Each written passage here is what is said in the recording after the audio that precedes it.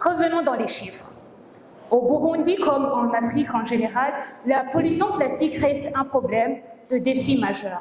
Plus de 76 tonnes de plastique ont été collectées sur le lac Tanganyika par l'entreprise Nediegwa de collecte et on estime des logements, un besoin de logement de 33 000 logements par an par l'Institut national de la statistique du Burundi, ce qui veut dire que c'est vraiment quelque chose de là.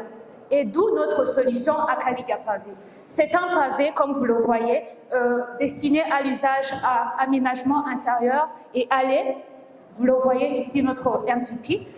Notre solution est personnalisable. Nous avons déjà réussi à le personnaliser en 2 formes, comme vous le voyez aussi, un autre que l'on n'a pas amené. Les couleurs, ce sera pour après. Nous prévoyons une production entre 500 et 1000 mètres carrés par an. Nous avons mis en place un modèle de l'intelligence artificielle qu'on appelle SAGNA, qui sera doté aux docteurs afin de leur permettre de soigner plus rapidement. Ce que nous croyons, c'est quoi? Avec l'intelligence artificielle aujourd'hui, un docteur qui soignait 10 personnes par jour, il peut soigner plus de 20 personnes par jour parce que nous avons pris la charge des docteurs, tout ce que les docteurs faisaient répétitivement. C'est ce secteur qui nourrit presque tout un pays, qui fait face à ces défis.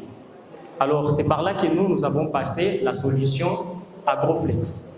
La solution que nous avons pensée, c'est une solution qui va permettre de diminuer les pertes agricoles jusqu'à 40%. Et donc, cela, on va le faire comment? Nous avons développé une plateforme qui permet de faire la planification de projets agricoles, qui permet de faire également le suivi de ces projets agricoles et qui permet également de connecter l'agriculteur au marché.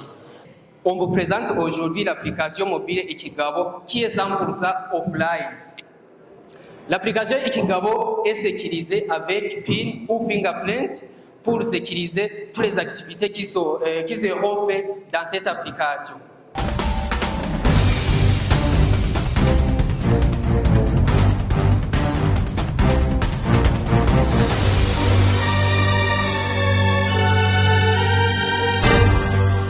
Oui, je m'appelle Alima Siferdine Ernest, coordinateur national d'Equitable. Vous avez organisé cette compétition Shark Tank. Qu'est-ce qu'on peut comprendre par Shark Tank? Oui, Shark Tank, c'est un programme que nous avons organisé en partenariat avec Helm International, qui consiste à identifier les projets des entrepreneurs afin de les promouvoir. Ça ne se limite pas seulement à une simple compétition, mais c'est un processus clair et complet qui consiste à promouvoir les idées, les innovations des différents entrepreneurs burundais ici au Burundi. Et ça permet en quelque sorte de mettre ensemble les investisseurs venant de différents pays comme la Suède et d'autres institutions ici locales qui peuvent investir dans les idées des entrepreneurs locaux. Et très brièvement, pourriez-vous nous parler des étapes effectivement de cette sélection? Le programme Shark Tank avait bien sûr des étapes pour vraiment s'assurer de la qualité des projets sélectionnés et présentés devant les investisseurs. Et la première étape était l'étape de l'appel à candidature, où nous avons reçu autour de 214 candidatures qui ont soumissionné. Et la deuxième étape, c'était l'étape de bootcamp. Et dans les 214, 23 devaient être sélectionnés pour participer dans les bootcamps, suivre des formations sous la supervision de coachs expérimentés en la matière pour aider les entrepreneurs à mieux se préparer, à mieux préparer leur pitch pour intéresser les investisseurs. Et l'autre phase, c'est la phase de présentation du Shark Tank proprement dit, c'est un événement en fait qui consiste maintenant aux entrepreneurs de présenter devant les investisseurs internationaux et nationaux Et les 5 startups, les 5 entrepreneurs qui se seront bien distingués par leur pitch et aussi aux questions réservées que le jury aura à poser pourront être primés. Et le premier avec $6,000, deuxièmement avec $4,000 et les 3 derniers avec $1,000. Mais à préciser que ces prix, ce sera des prix qui seront octroyés selon les livrables que les entrepreneurs auront à présenter.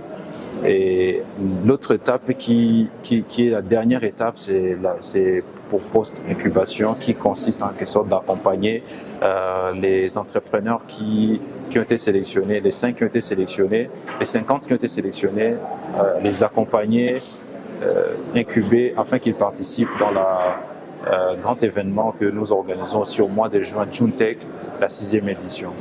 Madame Deborah Saminé, chargée de programme régional d'LM International.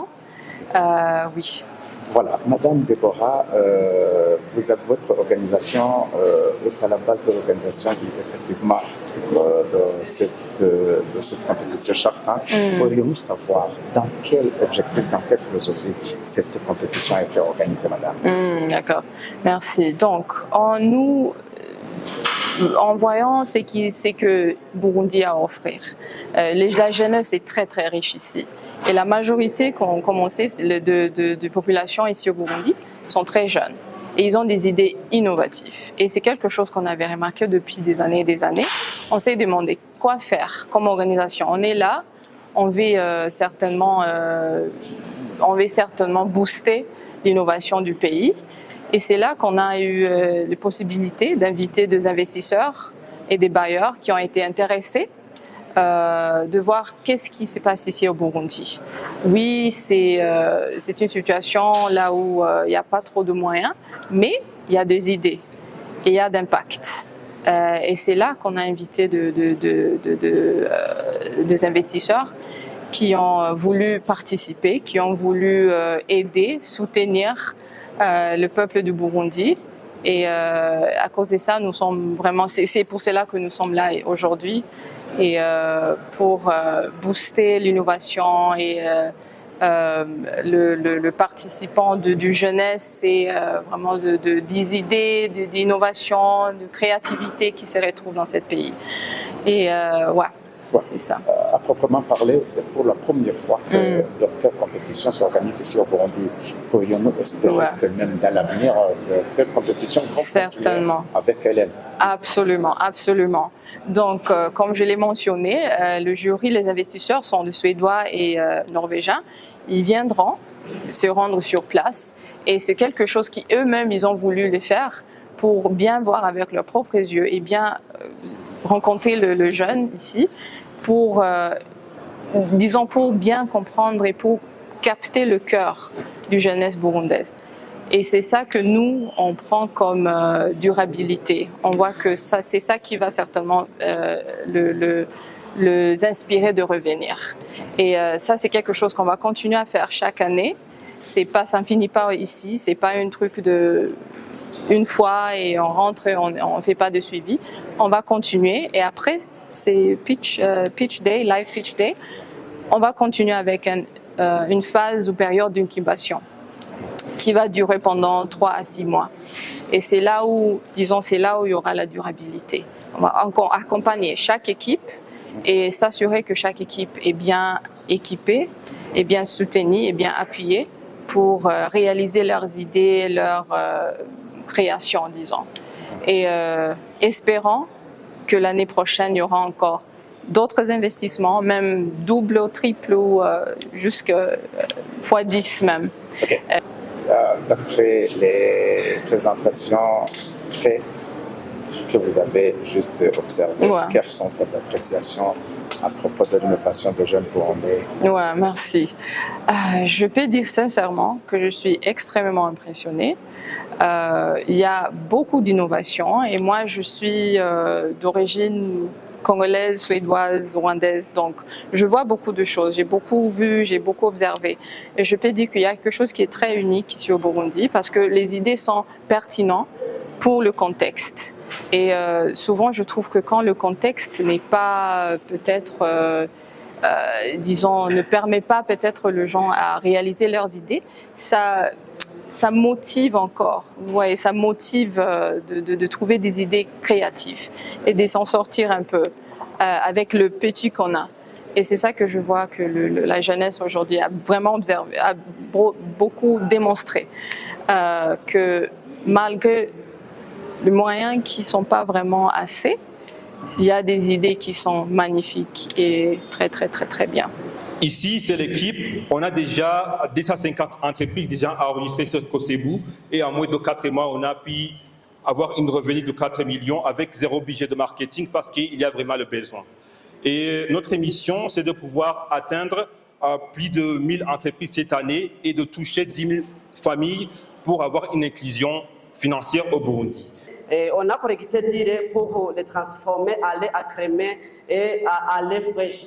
Après ça, on a trouvé que le relais ne dirait pas longtemps. C'est pourquoi nous avons pris l'initiative de créer le projet de la transformation du lait en poudre enrichie en champignons pour résoudre ces problèmes de la surproduction du lait et la conservation du lait et des champignons dans notre produit qu'on appelle Best Taste Milk.